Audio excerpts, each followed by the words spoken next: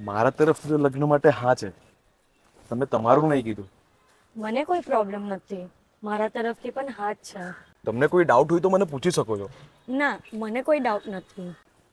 તમારે કોઈ સવાલ નથી પૂછવા? કેમ કે છોકરીઓ લગ્ન પહેલા બહુ બધા સવાલ જવાબ પૂછે છે. તમે શું કરો છો? તમે કેટલું કમાવો છો? ના, મારે કોઈ સવાલ નથી પૂછવા. મમ્મી પપ્પાએ પહેલેથી બધું કહી જ દીધું છે. પણ તમને ખબર છે, મારો પગાર ખાલી 15,000 જ છે. આટલા ઓછા પગારમાં તમે મારી સાથે એડજસ્ટ કરી શકશો? આમ તમારી ઉંમર શું છે? 25. તમને ખબર છે, જ્યારે મારા પપ્પા તમારી ઉંમરના હતા ને, ત્યારે આટલું પણ નહીં કમાતા હતા. તો હું તમારી પાસેથી કઈ રીતના એક્સપેક્ટ કરી શકું કે તમે આટલું કમાવો? કોઈ પણ સાધારણ વ્યક્તિ તરત જ અમીર નથી બની જતો. એને થોડો ટાઈમ લાગે છે. જિંદગીમાં ખાલી આટલું સમજવાવાળી છોકરી જોઈએ. પછી કોઈ છોકરાને આગળ વધતા કોઈ નહીં રોકી શકે.